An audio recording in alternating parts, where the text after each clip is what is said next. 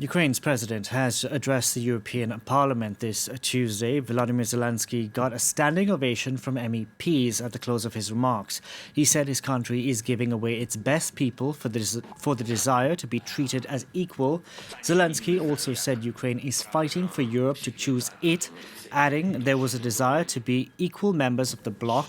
In his closing remarks, he said the EU needs to prove it won't let Ukraine go. Now, for more on his speech to the European Parliament, we can go across to France 24's Dave Keating standing by in Brussels. Dave, that was a very powerful speech from Ukraine's president, who is currently fighting Russia's invasion.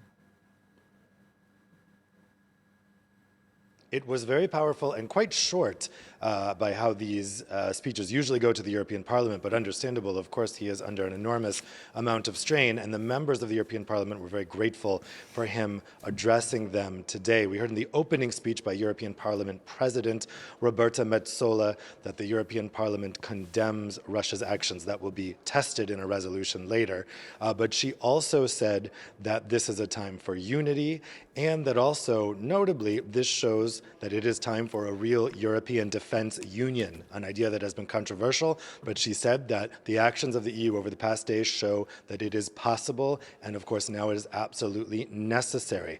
Now, when President Zelensky opened up his remarks, he very pointedly said that he was moved to see these expressions of European unity, but it was a shame that it took a war in Ukraine and the loss of thousands of lives so far to inspire that European unity. So it was a remark of gratitude, but also a very pointed remark of the lack of support that the EU has shown the Ukraine since 2014 in the minds of many Ukrainians since Crimea was annexed.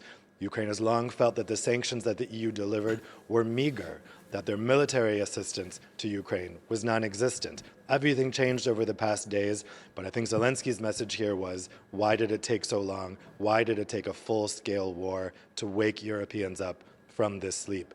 Now, he said, used this speech to reiterate his call for Ukraine to have a fast-track membership to the European Union, which would be an unprecedented step. It's also impossible. There's no way that that can happen. However, it is possible that EU leaders could fast-track candidate status. I think that's something that we're going to hear a lot of MEPs from Eastern Europe in particular call for in the debate in the European Parliament that's about to start here right now.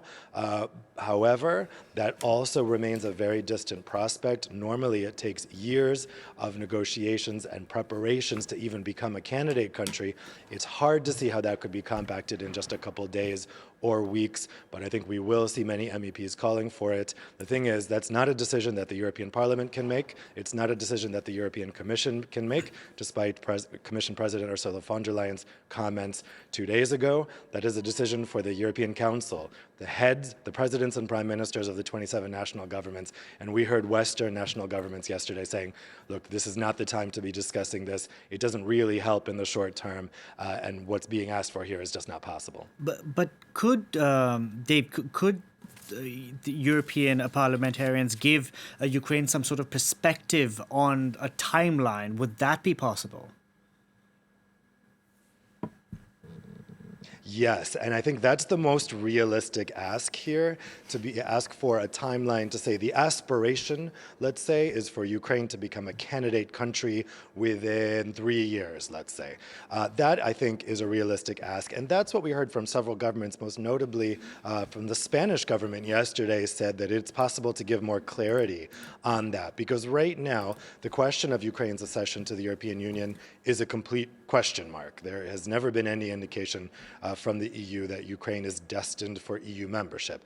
Right now, the attitude in Brussels is that the Western Balkan countries are destined for EU membership, even if it's taking a while because of a lot of concerns from corruption to lack of public support in Western Europe. Moldova is destined for EU membership either as its own state or after unification with Romania. But on Ukraine, I think there is a lot less appetite. There is not a consensus that Ukraine should eventually eventually be an EU member. There's a lot of people in Eastern Europe who feel that way, but in Western Europe, the fear is that Ukraine is just too big, too far away, and that if it were to be given EU membership, it would dilute what the EU is. It would dilute the workability of the European Union. People already have concerns about the last round of accession to Eastern Europe, and Ukraine may just be a little too east for them.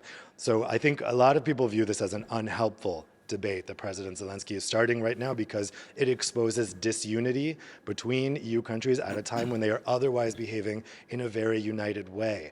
And they don't see any outcome here that could actually make a difference in the short term. So I've heard a lot of people here in Brussels really perplexed and frustrated that President Zelensky keeps bringing this up, because it's not a real solution at this moment, they say.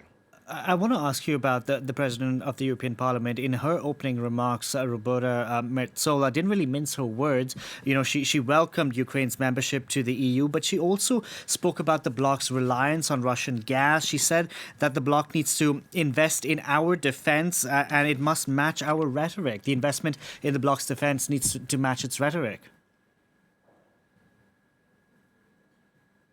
Yeah, and this will be a boon to France's vision of European defense and strategic autonomy. This is something that the French government has been asking for from the EU for many, many years, saying Europeans need to spend more on their defense. They need to be self-reliant. They can't just rely on the United States for protection. We're seeing now that, of course, really very little movement on that front was made. Europe is still almost completely dependent on the United States for its protection. We see that now with the huge surge of American forces arriving here in Europe to protect its eastern flank.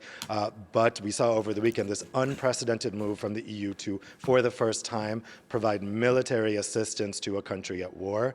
That was a huge taboo that was lifted, as the High Representative Josep Borrell put it yesterday. And now lots of things are possible that would have been considered impossible a week ago. This is a new world for what is possible in terms of what the EU can do in this area of defense. This is an area that the UK for a long time blocked. They did not want the EU getting involved in defense matters. They said that's something only for NATO. The UK is no longer an EU member. Things are now possible that weren't possible before. And we heard a strong endorsement of a European Defense Union just now from the European Parliament President.